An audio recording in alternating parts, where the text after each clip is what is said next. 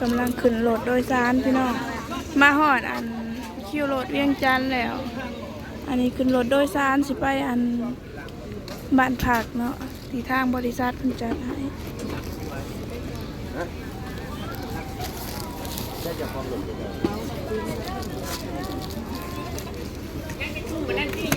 ไม่ดีบทเต็มก่อนบ่อนจักคนเอาตัวมันท่านะตัวมันโชคแย่งที่ไปกันได้มันโชคไง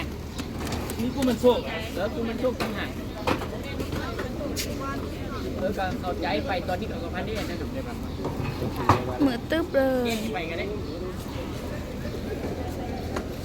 ครับปะ ล่าสุดพี่น้องมาฮอดอันบ่อนพักแล้วแต่ว่าเพิ่นบ่ทันเปิด6 โมงฮ่าก็มาฮอดนั่งท่าเพิ่นอยู่นี่แหละเดินมันกว้างดีมันจังเย็นสบาย โล่งกระเป๋าแม่น้องเดือนกระเป๋าโหลดนะเพิ่นบ่ให้กายอัน15 โลกระเป๋าเป้บ่ให้เกิน7 โลพี่น้องจ้ากระเป๋าแม่น้องเดือนจะสิย่อบ่ขึ้น ไอ้มันจะเขาหันหรือเขาใส่ คนนั่งตาสับลาบอยู่นั่งทางภูกระเต็มอันเนี้ย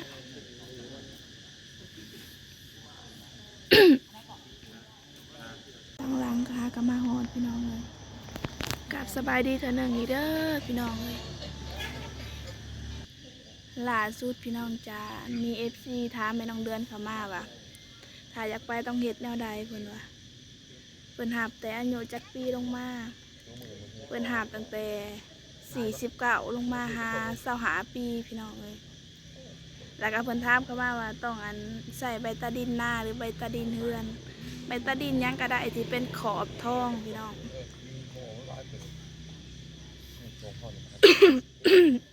เป็นวัดเป็นไอ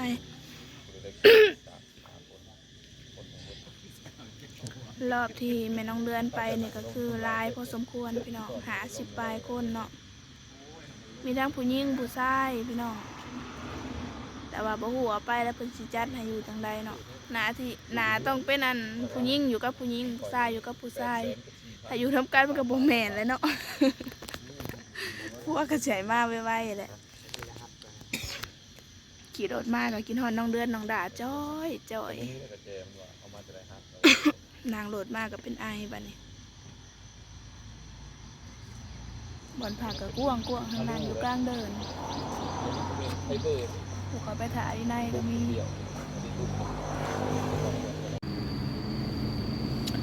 มาหอดห้อพักแล้วพี่น้องเลยขึ้นมาพักแล้ว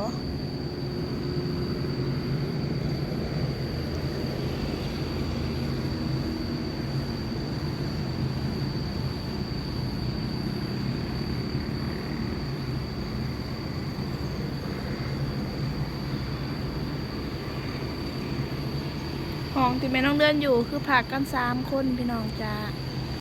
สบายดีเด้อพ่อแม่พี่น้องห้องที่แม่น้องเดือนอยู่นะพักกัน3 คนพี่น้องทางในเนาะแต่ว่าเป็นหากับอาบน้ำแล้วยังพากันแต่งตัวจะหน่อยกับสองไปหากินเขา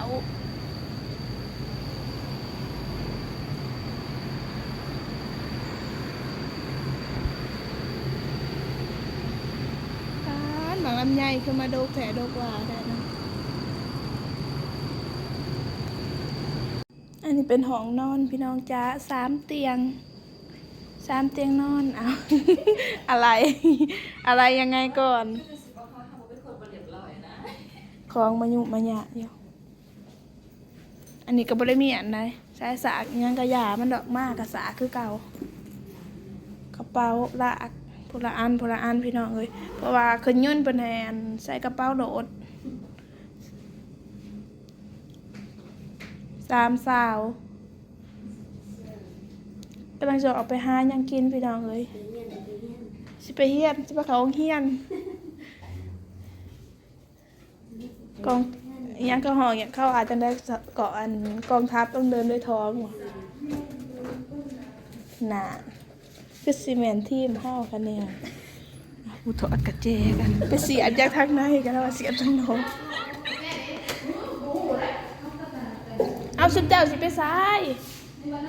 สิไปใส่ สิลงทุ่มเลย8 โมงละ กินข้าวแล้ว กินน่ะชุบข่อยซื้อมาไหวกินอยู่เพิ่ง เจ้ากินอยู่ซ้ายเจ้าคือบ่บอกคนนี้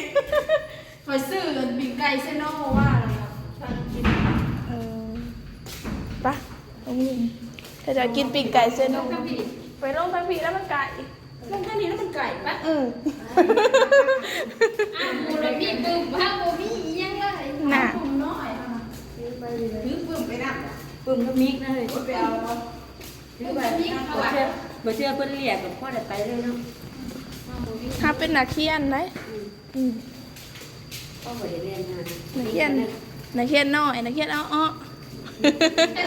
กำลังหนาฮักกำลังตะมุตะมิลงแต่ตึกอันกำลังจะไปหาหยังกินพี่น้องเลย น้อยแกนข่อย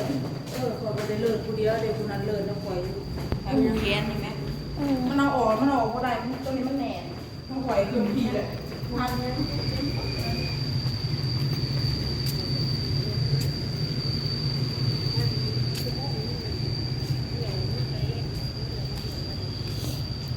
ก็จะไปซื้อปิ้งไก่เซโนมากินเนาะฮะบ่ได้ซื้อ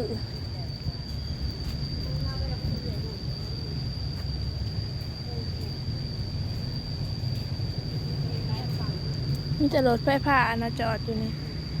มีแต่นักเขียน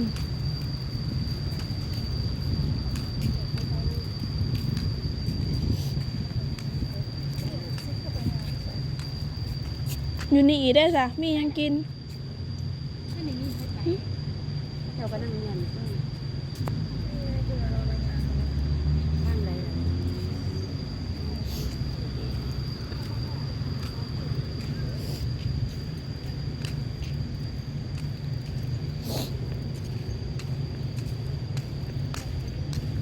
อ้าวข้าเจ้าคือบ่ได้ไปทางใดกระเป๋าข้าเจ้าคือเต็มอยู่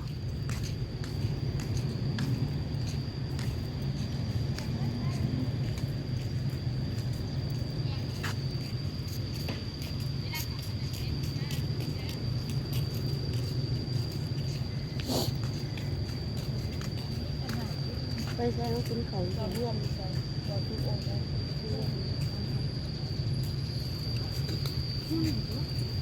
์ มาหาเหล่ายังกินพี่น้องก็ยังบ่ได้กินอีหยัง ก็ห้องก็ห้อง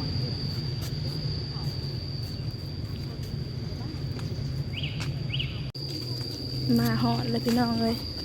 ข้างออกจะอยากได้หยังบาดบ่อึด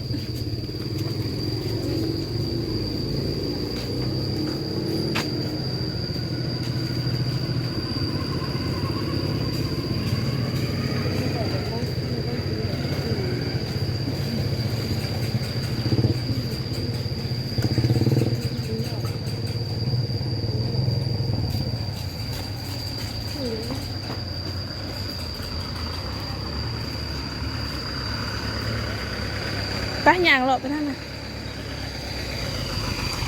งาหลอกของกิน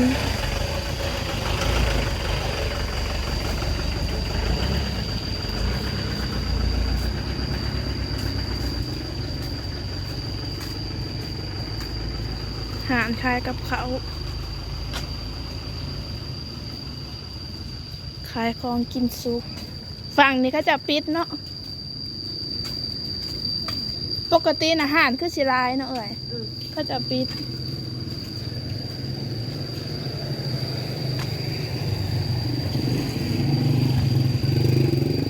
ซื้อ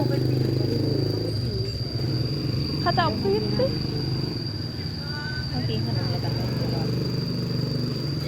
ดูที่กินคือตรงนี้เขาอยู่ ซื้อข้าวเหนียวซื้อน่ากินเขาไปกิน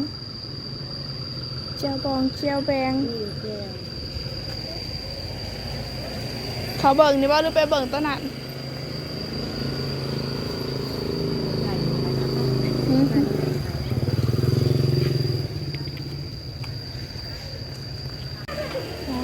ของกิน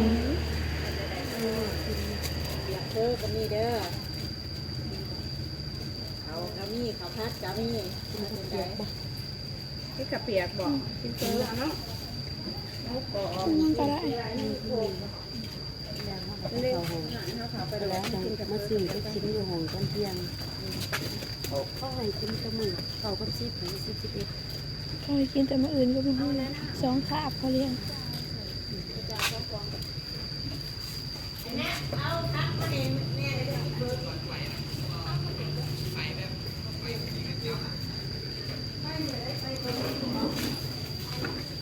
เปลี่ยนใจกินเพอพี่น้องเลย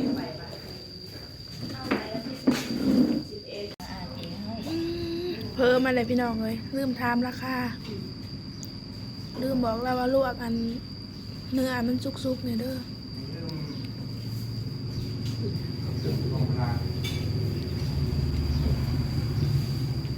ไปแต่กินบอกพี่น้องจักถูกไอ้เท่าไรก็บ่ได้ถามราคาสาม มัน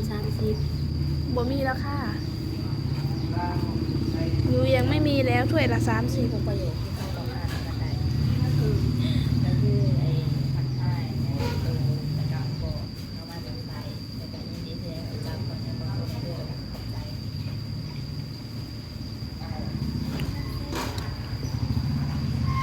สดเพออ่อนฮอดยามเสาร์พี่น้องเลย